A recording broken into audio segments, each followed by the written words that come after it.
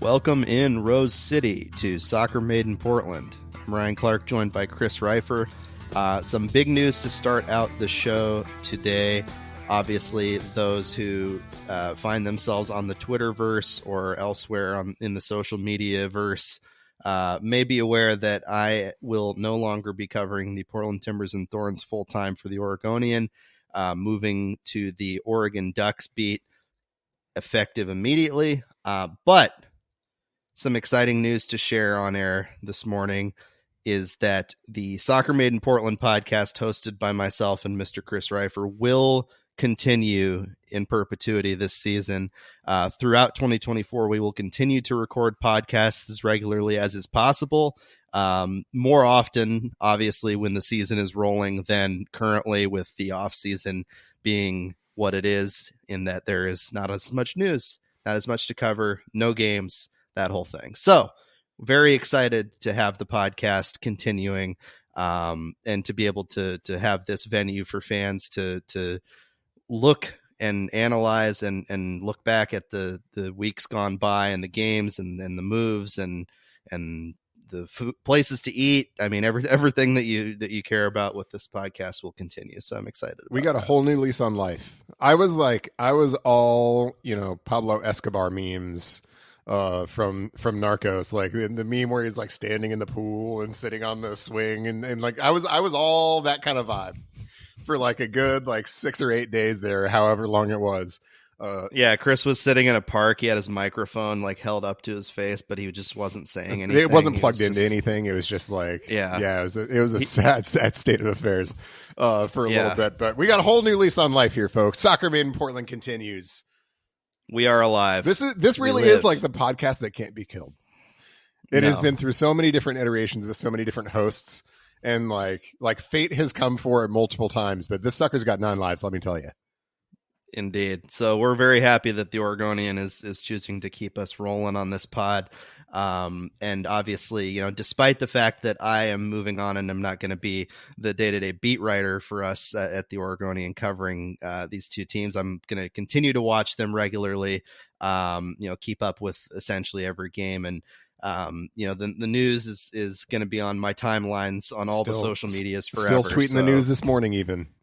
Yeah, I mean, I'm still tweeting, so there's. I almost gave you like a "I can't quit you" meme after you tweeted that. That would have been it was in the consideration, but it was like 5:30 in the morning, and I needed to go for a run. Yeah, I've been converted into a sicko, unfortunately, and there's no helping that, right, as you are well aware. There's no cure for being a sicko. So a lot to cover, obviously, this week on this episode of the podcast, as we sort of check in here in the offseason. Obviously, the leading story being that the Portland Thorns were sold this week to the Bhathal family. NWSL record $63 million total for the transaction. Big day, obviously, for a lot of people in the soccer community, many of whom I've seen on social media and elsewhere are now renewing or getting back on their season tickets as a result of the sale. Obviously, there were people calling for Merritt Paulson and Peregrine Sports to sell this team and continue to call for him to sell the Timbers as well. But, the Thorns are sold. They're sold to a new ownership group led by Lisa Bhathal Mirage and her brother and their whole family, who bring a fresh face and sort of a new direction in the hopes of the fans of this team. They come at an important time, not only on the field, in that there's a lot to do this offseason for the Thorns, but just in terms of rebuilding trust with the community and, making right the very public and serious mistakes that the previous ownership made, and continuing to grow this team in a way that I think that Thorns fans expect, that Thorns players expect, to be one of the leading women's sports teams in the world, which they have been. Look, I mean, everything that has happened to this point has put the Thorns in a very strong position when it comes to, their global recognition, their importance and success in NWSL. And so now it's on the Bhathals to sort of build on that. Some of the details that came out of the sale, Obviously, that $63 million number is big. We don't know exactly how that breaks down in terms of how much the previous ownership gets versus what counts toward future investment. The Bathals have committed to building a new training facility in the next couple of years with the goal of it opening by 2025. Until then, the Thorns will have the option to continue to train at Providence Park. It's not 100% whether they're going to do that yet. That's up to new ownership and the players and everybody on their staff. But Soccer Ops has immediately transitioned already to the Bathals, and the business operations are going to be handled, at least in the interim, by Peregrine while the Bathals put together their front office. So a lot of other details to get into, but just first blush initial thoughts reading all those details. Chris, what's your reaction to this big day? So my first reaction is that I'm really, really, really happy for the people who are an important part of the Thorns community who now feel that they can come back into it. That I think is the most important thing that has come out of this. There are a lot of people who are back, and they shouldn't have had to be gone in the first instance. I understand why they were, of course. I'm not blaming them. They shouldn't have had to be gone in the first instance, and a lot of those folks are now back, and that's I think very good news, and I think it's an important part of healing for that community that can help get the club now into a place where everybody's pulling in the same direction, where there is sort of this unified front that frankly made the Thorns what it was in most of the first decade of their existence. So I think that is enormously good news for the Thorns. There is a pretty strong hint of a countervailing sadness for me. And we've talked about this before, but I mean, for me personally, at least, and I know some others feel this way as well. I can't speak for everybody, of course. But it was an important and significant fact that the Timbers and Thorns were two teams within the same club. And so there is, I mean, it's expected. Of course, we've been expecting this for over a year.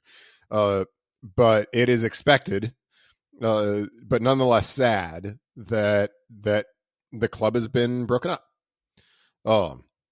So I think that emotion is still very much there. It's especially a little bit bitter because it's not like it happened because it turned out to be untenable or it didn't work to have those two teams in the same club. It happened because important people made big mistakes.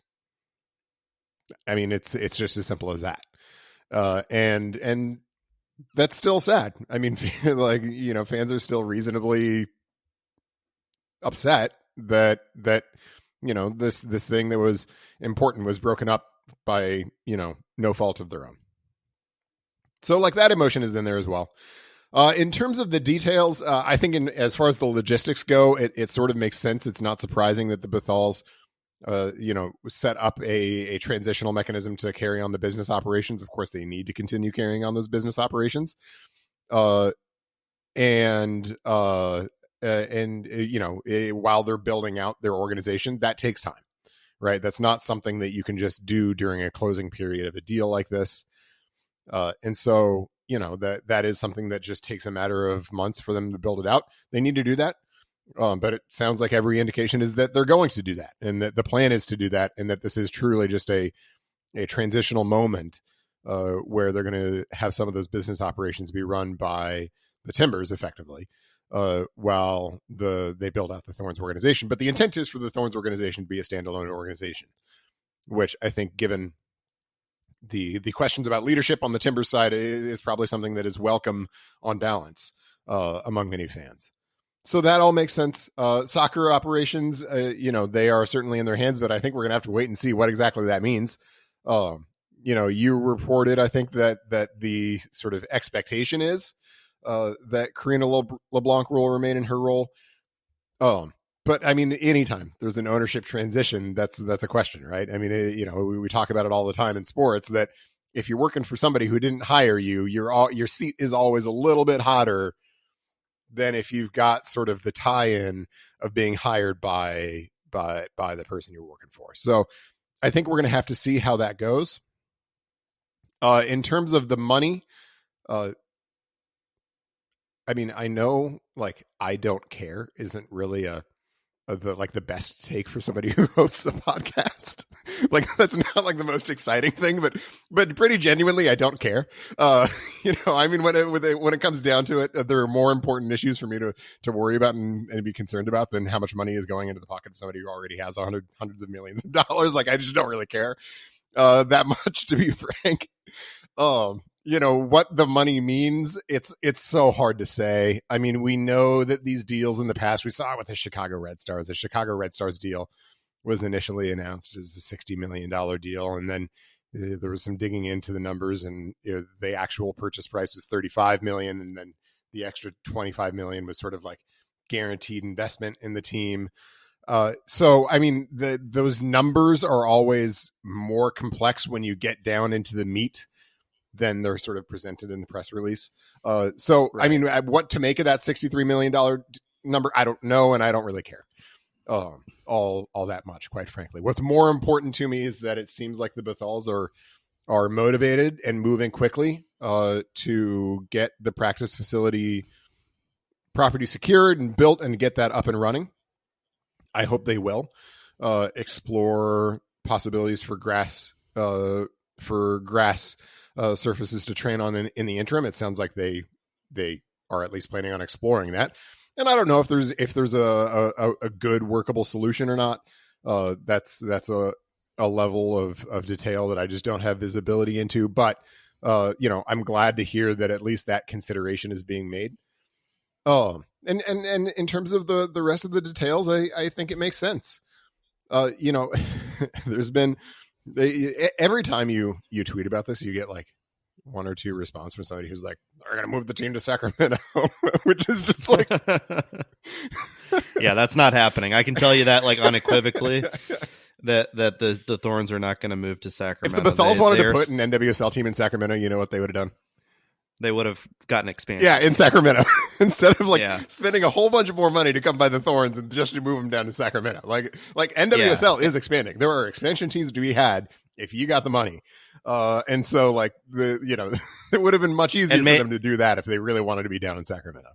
And maybe they do that someday. I mean, we've seen Michelle Kong. She's invested in multiple teams, across the globe. So, that's speculative, obviously, but the Bathals are people who, they bring a background of that sort of, infrastructure type investment in the sports side, right? They are part owners in the Sacramento Kings. Obviously their background is that their parents got started in the swimwear business, and then the children, Lisa being the primary owner of the Thorns, and then her brother Alex, they bought their parents out in 2006, private equity buyout, and have built out these sort of investment firms since then that have a whole lot of dollars going around, including investment in Golden One Center in Sacramento, the new arena that the Kings now play in.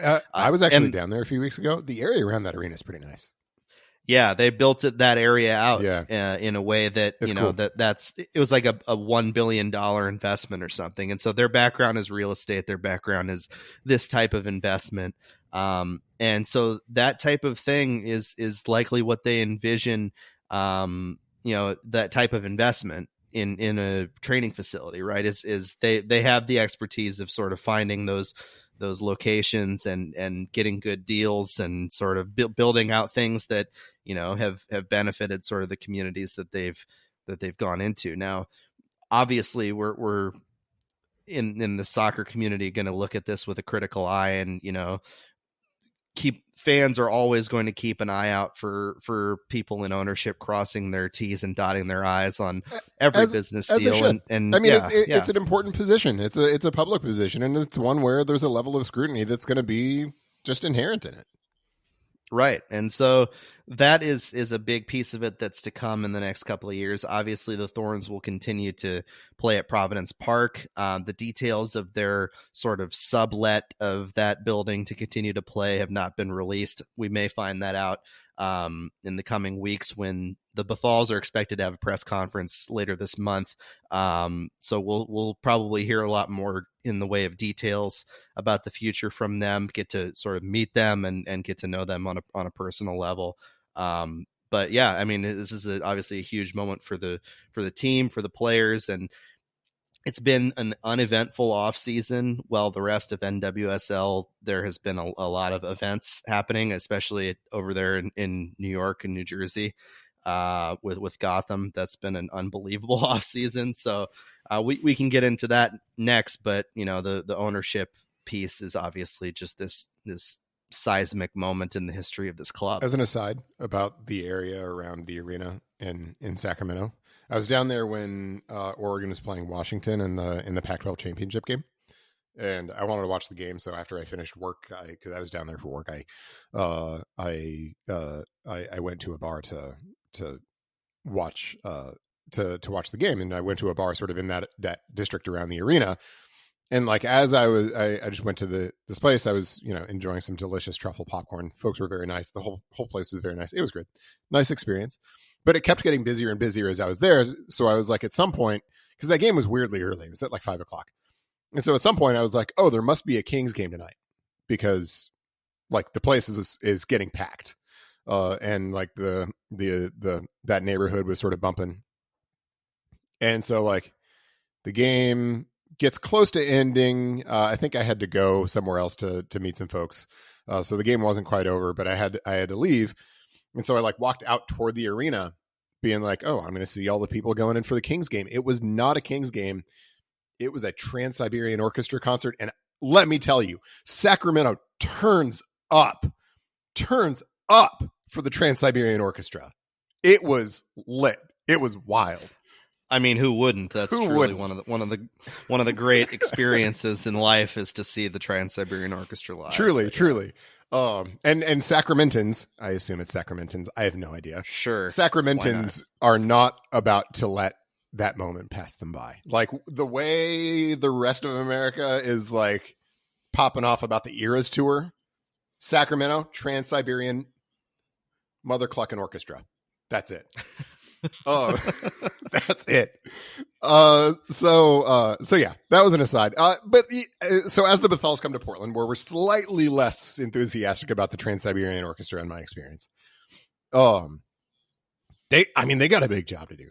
It's sort of, since we've been talking about memes from various TV shows and movies over the course of this episode, and basically all episodes. That's like my love language, basically. Is memes. This is the meme from Community of like, Donald Glover walking into the burning room with like somebody shot. Like that's kind of where the Thorns are at right now. Like there are a lot of things to do. There are a lot of fires to put out. Then they kind of all need to happen at once. So they got a big job. I in some respects, I don't envy them. In some respects, they're sort of being welcomed as liberators. So, it's there's hope for the future that they can tackle these things. But look, they've got an offseason that they're coming into where many, if not now most, of the biggest free agents are off the board. Like Gotham's basically signed all. Yeah, of them. Yeah. They, like sucked up all that oxygen. Like that's and a few others have gone elsewhere, but that's basically off the board. There's still some free agents, including some that the Thorns can re-sign. Becky Sauerbrunn, Christine Sinclair, although that's a little bit of a foregone conclusion.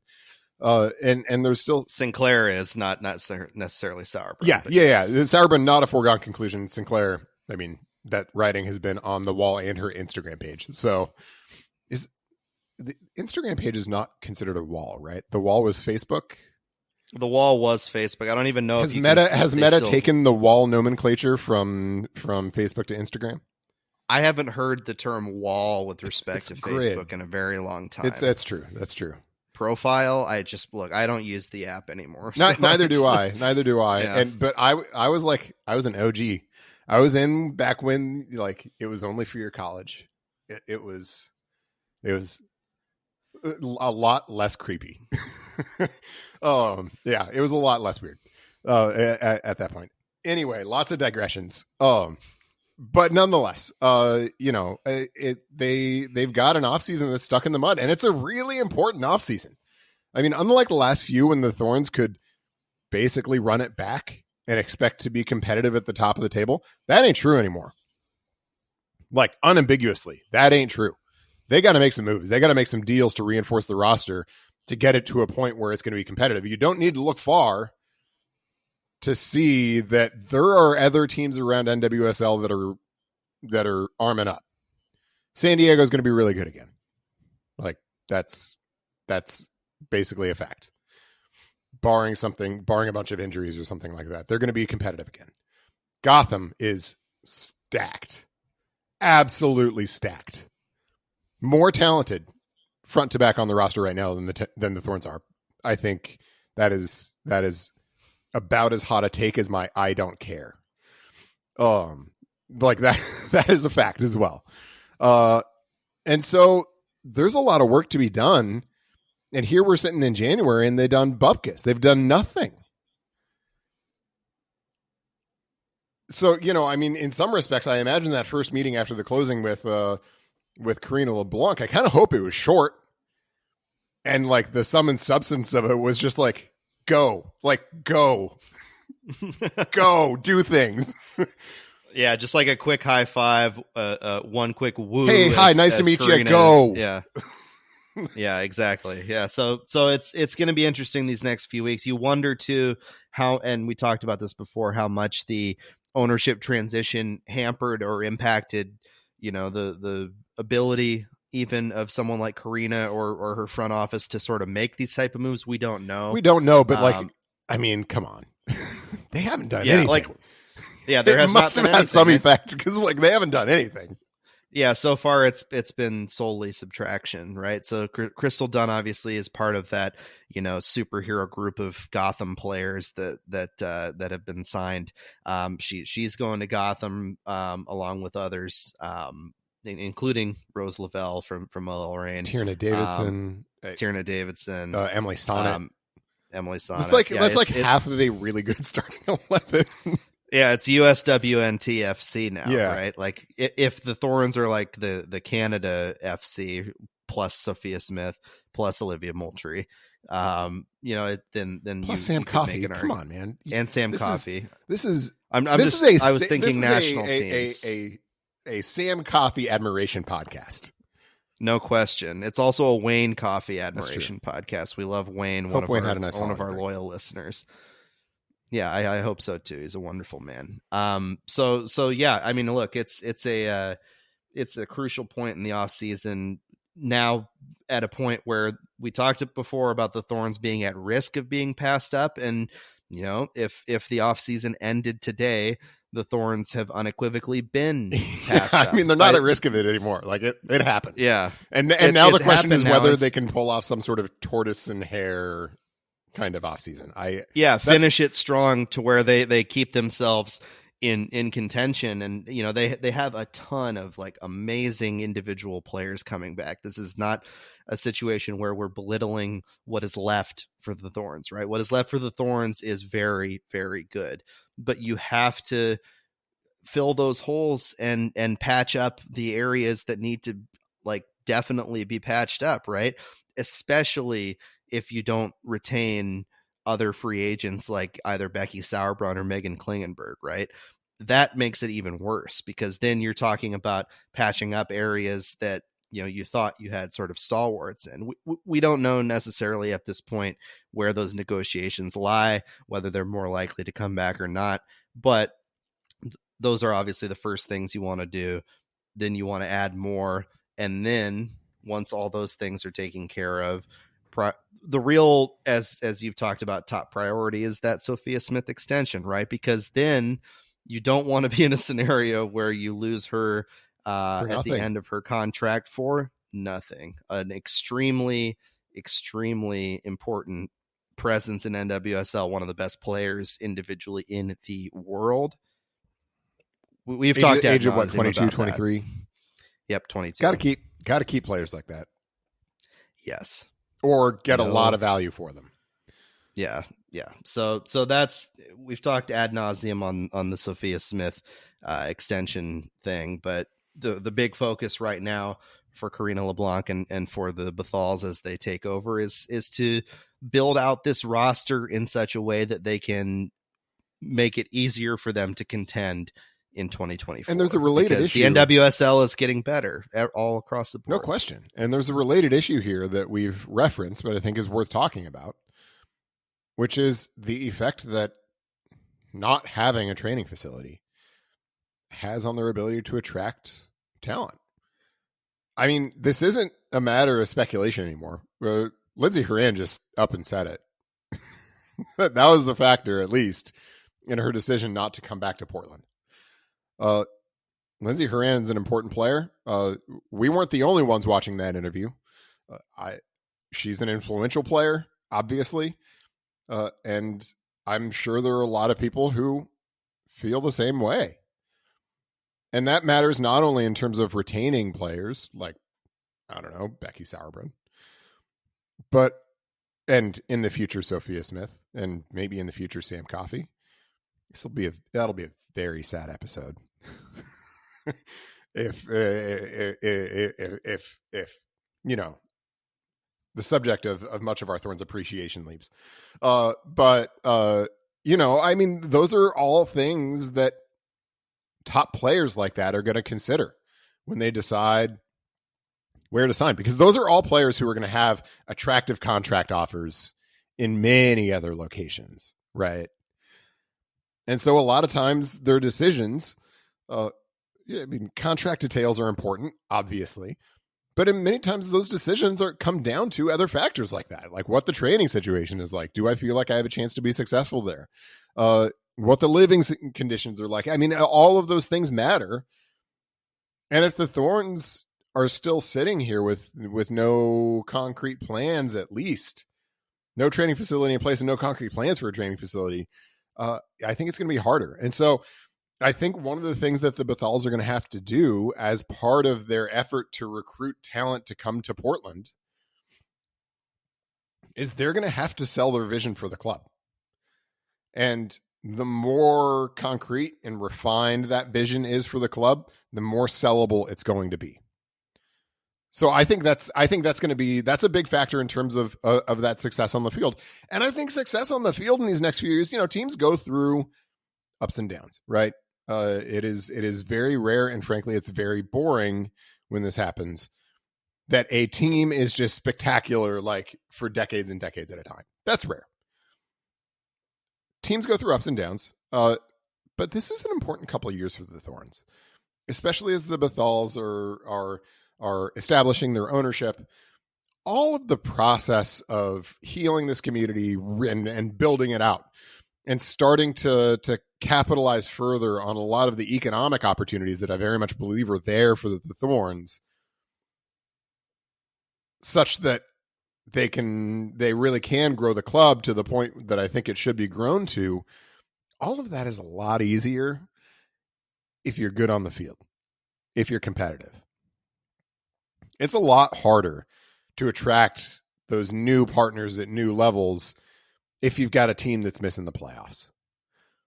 It's a lot harder to get people excited again for obvious reasons. Even if you're doing a lot of other stuff right, if the team's not competitive on the field, it's tough to get folks back in the fold. And so I think it's important for the next couple of years in the short term that the Thorns be competitive.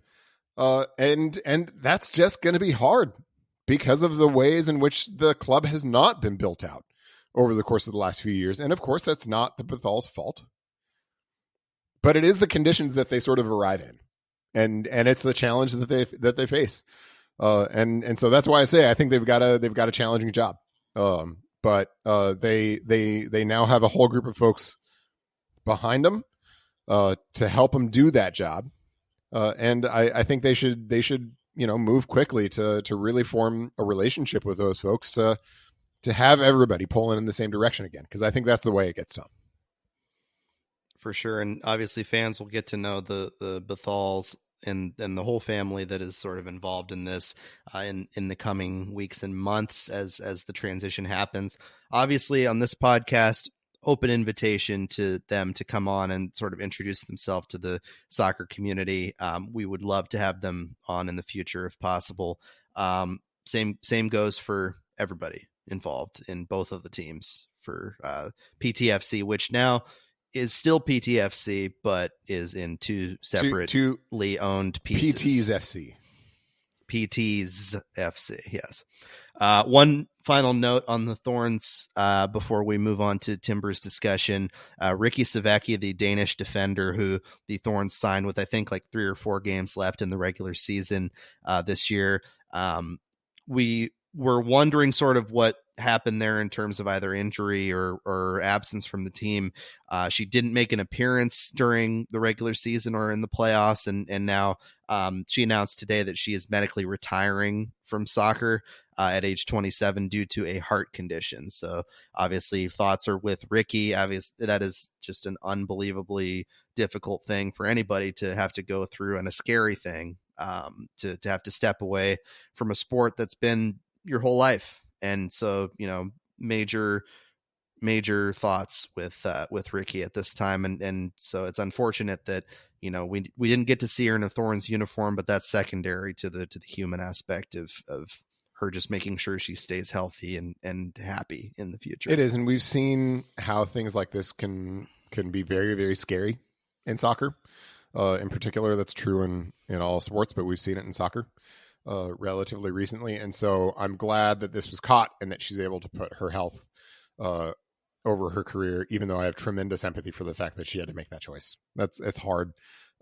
It's unfortunate.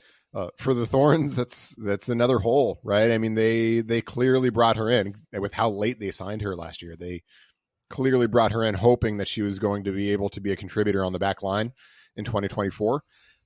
And so for the Thorns, it is a hole that they're going to have to fill now, in terms of bringing in some new talent, referring back to our prior discussion, to do that. But I'm both really empathetic that she's in this position and has to walk away from a game that she's played at a very high level for a very long time, but also just happy for her that she was able to find this and get it sorted out before it turned into something worse. Moving to the Timbers offseason, last time we hosted this podcast, it was a similar type of story as what was going on with the Thorns, right? We were talking Bupkis at that time, but there's no longer Bupkis. There's Kiss. There is whatever. There is sure. there's Kamal Miller. There's Kamal Miller. He's the headliner for it. He was traded from Inter Miami to Portland in exchange for a boatload of GAM. Not a huge boat. This wasn't like this wasn't like an ocean liner worth. It was closer to a dinghy than not a dinghy either. I don't know, like whatever's in between, like a small yacht's worth of GAM. Yeah, I mean, you could probably buy a small yacht for the amount of I'm GAM. sure you could not. That would be. I think that would be a pretty low grade yacht. $650,000. Yeah. Are you in yacht circles? Are you aware of the prices of these vessels? They are tremendously expensive. I mean, at least what I would consider a yacht. $650,000. Yes. Have you seen some of these things? Oh, I know the super yachts and stuff that like Jeff Bezos, and like Putin owns, but I feel like and stuff like that. I mean, you're not. It's not one of those yachts worth a GAM. It's like okay. I mean, what is a yacht? Okay, we'll find out. Yeah, people. I mean, folks, help us out on Twitter. Like, what is the definition of a yacht? And is there like a price threshold when you go from being a mere boat to a yacht? I don't know. Maybe Merritt knows. So moving on to the other moves that the Timbers struck me as like a nautical guy. I don't know, man. I don't know. I don't know either, but I don't see him walking around in like boat shoes with like a captain's hat or anything like that. So no, nothing like that yet. Trey Muse and James Pantemis are also coming to Portland, according to reporting from Tom Bogert. Obviously, that has not been made official yet in the way that the Kamal Miller move has, but those are two goalkeepers, one in Muse, who's younger, sort of like a back-end potential type of guy, and Pantemis has been in MLS, but struggled obviously with CF Montreal, and is more of a veteran presence. Tom noted in his reporting that the Timbers are not done yet at goalkeeper, so maybe there's another name out there that they see as more of their regular I don't think they have a number one yet. More solid starter. Yeah, those are guys that people in MLS circles view as depth pieces, right? So yeah, and Muse is an interesting depth piece, right? 24 years old. He had a great season last year in the lower divisions with the Battery, if I'm remembering right, at Charleston.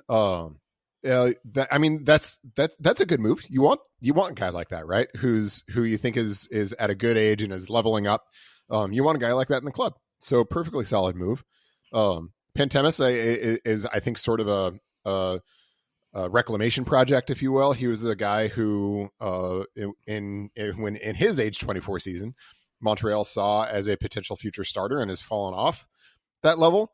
Maybe this is a scouting play where the Timbers think they see something in him that they think they can tweak or develop to bring him back to that level of being a starter. No objection whatsoever to that, to taking swings like that. Sometimes those pan out, many times they don't, but that's fine. Like, it's good to take some swings like that, especially when you're doing it for off roster budget kind of numbers. And so, like, I think those kinds of moves are good. They're the kinds of moves that you want teams to be making.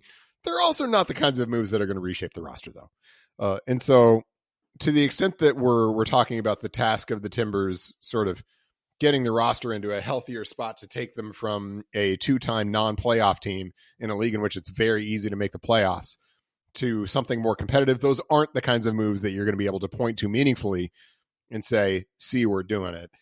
Those are just the kinds of moves that are good to do as depth pieces in the offseason. Now, the Kamal Miller move, that is more of a meaningful move, and it's one that I like quite a bit. I like him a lot. I think he's a really good, at least sort of stylistic fit with Zach and McGraw in a back line. The question will be whether they play in a 2 or a 3 next year. I don't think we know that. Miguel Araujo is still on the roster. They seem to still have, I don't know if I would say high hopes, but some hopes about Araujo, even though he didn't meaningfully appear for the Timbers last year. 3 total appearances after joining in July. And Dario Zuparic, who he to my knowledge requested a trade, but he's still on the roster, and the trade hasn't happened. Like that deal gets done, though, right? I mean, you would think just given everything, feels like that deal gets done. Yeah, because Zuparic was the pairing with Zach McGraw prior to, and this it unequivocally is the move for a top level center back, and Kamal Miller, as he said, great fit next to Zach. He's left footed, he's rangy, he's athletic, he moves in ways that previous center backs that have been next to Zach just don't move like that. It's a different player. The one problem is help us, Justin Trudeau, when they're out on international duty. Because if that's your starting center back pairing and Canada is playing, you've lost your entire pairing. If you're playing in a 2, if you're in a 3, then that's a slightly numerically different story. So, I think that is one question that the Timbers need to make sure that they have some reliable depth. If Zuparic is going to go, and it seems like they're just over-indexed financially at the position right now, so it still seems like that deal gets done. But assuming he goes, I think you need to bring in at least one other sort of, MLS rotation level center back. Doesn't need to be a starter. Doesn't need to be somebody you're paying $500,000 to, but it needs to be somebody who you can give, 5 to 7 starts to over the course of a year and not feel like your season's going into the tank. Do you think that Eric Miller can serve as that, as sort of the break glass if necessary type of thing? They're already breaking glass if necessary with him at fullback.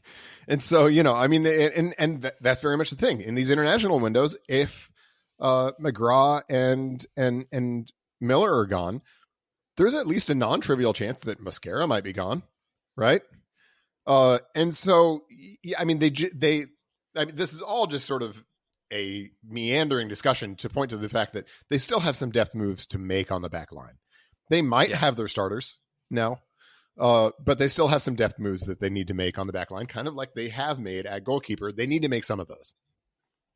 Yeah, and it's undoubtedly too, as we've talked about a huge move to have a starter of the level of Kamal Miller, right? I think this is the biggest move that Ned has made since taking over, beyond sort of, getting the Evander deal over the finish line. Maybe which Anthony. Yeah, Anthony was a big deal too. Anthony is a guy that could make a big step up this year for the Timbers as well. Yep. So, no discounting that by any means. But this is a BFD for Ned. So yeah, that's kind of been the highlight of the offseason so far for the Timbers. And then the other things have been sort of silly season ridiculousness on social media. A lot of it surrounding Evander, where there has been interest from Flamengo. I know for a fact that they've made a bid for him, but it's been nowhere near, as Tom Bogert reported, what the Timbers want out of a guy that a year ago they invested $10 million in, just in terms of the transfer fee, right? If Flamengo's coming in with $7.5 million as their first offer, I'm probably not even taking the second call if I'm Ned. But if the second call is double that, then maybe. Hey. I mean, if they're gonna roll in here with a bag, we're not gonna kick them out. Look, so a good buddy of mine runs every year a music festival in Pendleton, Oregon, the Jackalope Jamboree. It is a phenomenal time. So because of that, I've been in the penumbra, I would say, of the music industry. And when you're booking a band, like the way like the industry works is that like if you like inquire to be like, hey, can we book you for next year? They'll never tell you no, go to Hades, right? Like they're not going to tell you that. But like bands a lot of times aren't interested, and it's usually just logistics, right? They're like, well, we're going to be touring in the Southeast at this time. Like, I don't want to go up to Pendleton, Oregon to play a show. But like usually what bands will do is they'll just quote you a number that I've heard referred to in some salty words, but it rhymes with a duck you number. Duck you, by the way, being where you the beat that you cover now. Yes. But so like they'll quote you a number where it's just like, you're not going to accept this. Like, come on, this is a ridiculous number. You're not going to accept this. I'm making this offer for you to reject it and for us to be like, okay, nice talking to you. We'll circle back next year. But like, the idea behind that number is like, look, if somebody's going to pay me this much money, I will play your backyard. If you, for the right amount of money, you can get the Eras tour in your backyard. It is a spectacular amount of money. Let me tell you that. It would take a spectacular amount of money. But if you want Eras tour, Ryan's backyard, theoretically that can be done. And, our backyard's not big enough, but sure. Yeah, well, Taylor will play any venue if you got the right amount of price. And I think that's basically where the Timbers are with Evander, right? If Flamenco, $7.5 million, that's not the duck you number. Like, not even close. If Flamenco walks through the door tomorrow with $13 million, yeah, Ned Grabavoy's not going to slam the door in their face. He'll hear him out. But, like, I think the Timbers number is basically at a point where, similarly, it is very unlikely that anybody's going to meet that valuation. And you get why. Right? They just paid $10 million for him last year.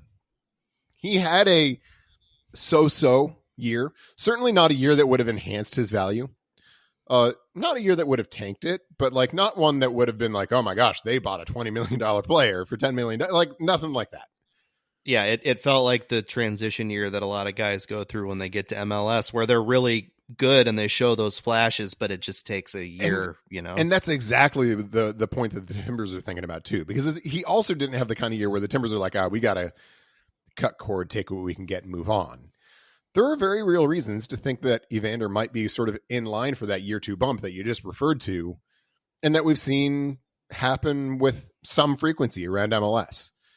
And if that's the case, the Timbers aren't going to sell him now at what would be the nadir of his value.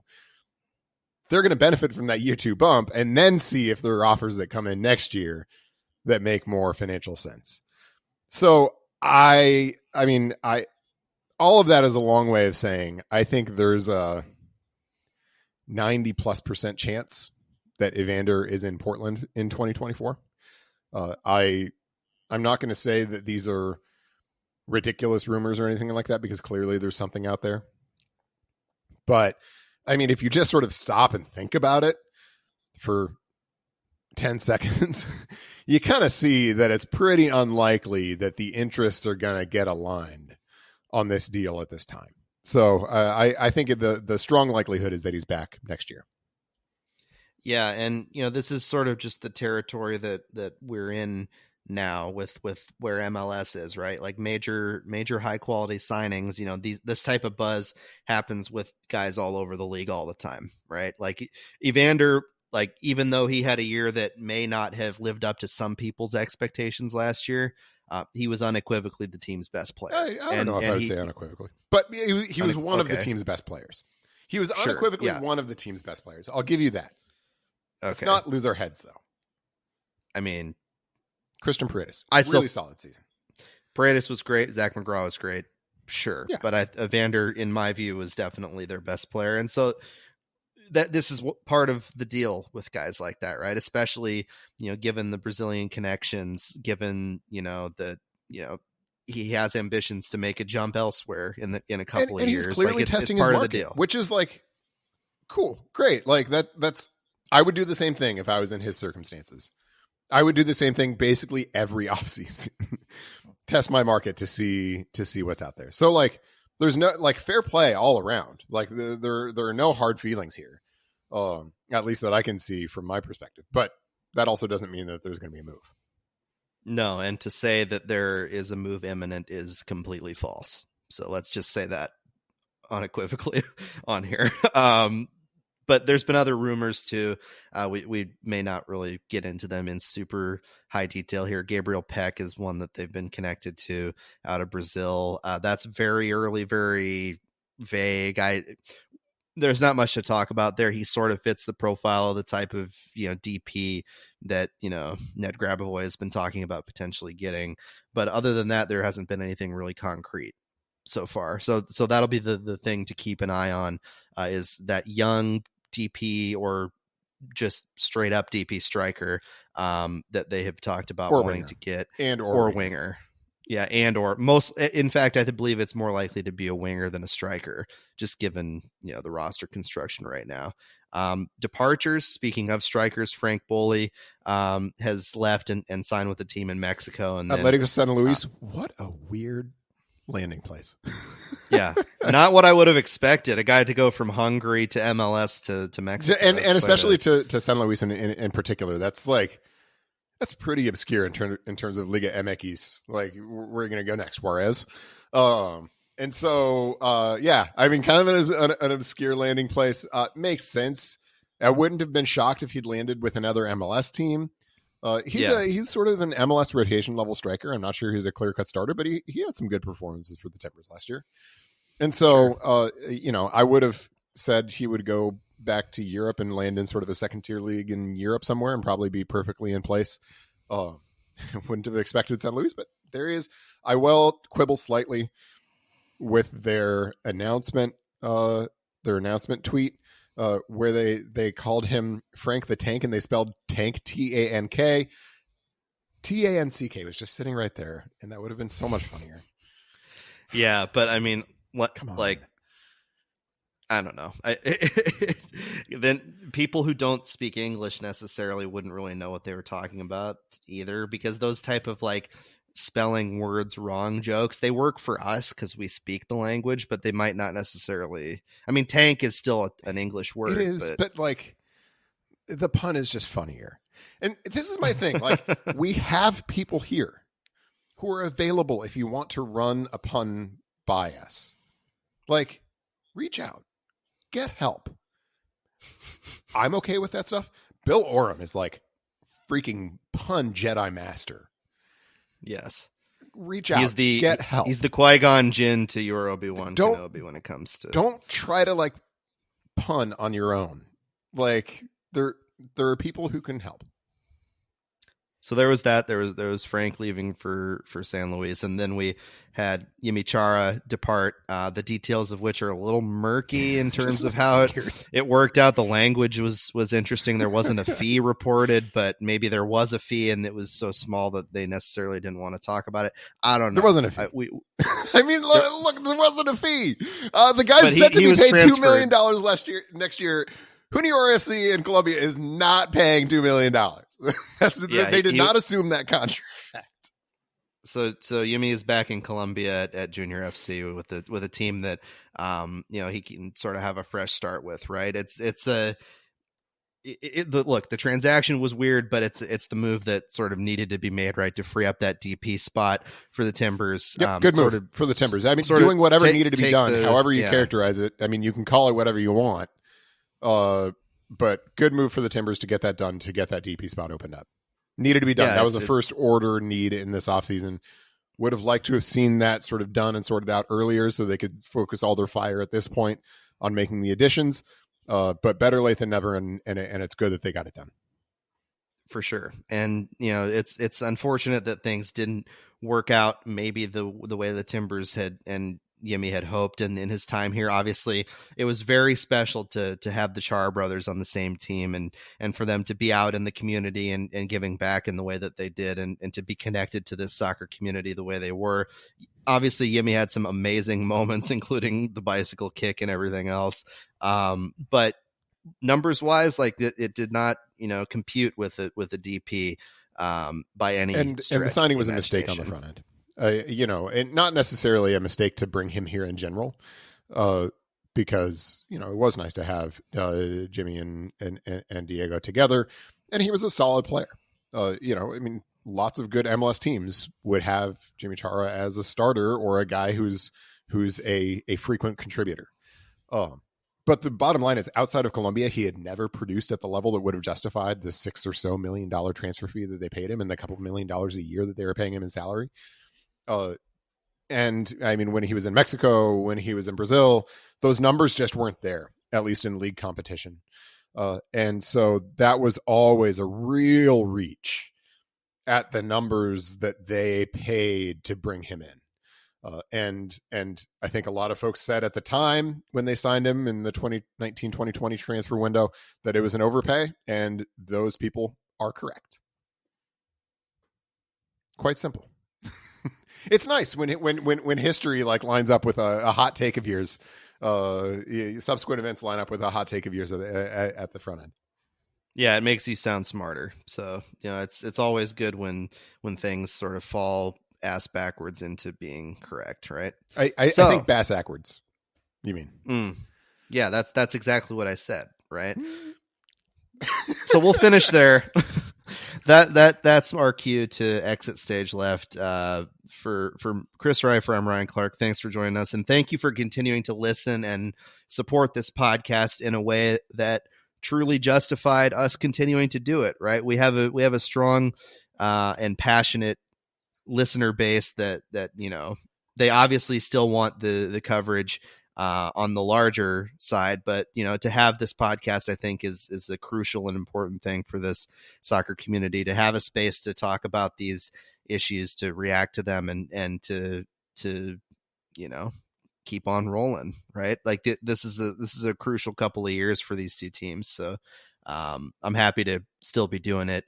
Obviously, I'm not going to be around to write these stories in the way that I was before. But let me tell you, as somebody who made the transition from written word to spoken word, never going to go back, my friend.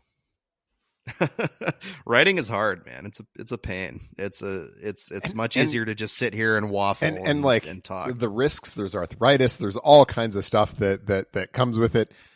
Just let it rip. For sure. We won't be as active this off season as obviously we will be once the season gets rolling, but we'll catch you in a few weeks. Until then, make sure to like us, subscribe to us wherever you get your pods, follow us on Twitter /X at SoccerMaidenPDX, at Chris Reifer, and at Ryan T. Clark. Leave a review if you so choose. In fact, if you're feeling friendly today or not, whatever your opinion is. Leave us a review to let us know how you're feeling, because that helps us keep the pod rolling. That's right. So. And let the muckety mucks know who are making these decisions know that you like having this around, because that certainly helps us keep it around. Yeah, exactly. So thank you all for joining us, and we'll see you next time.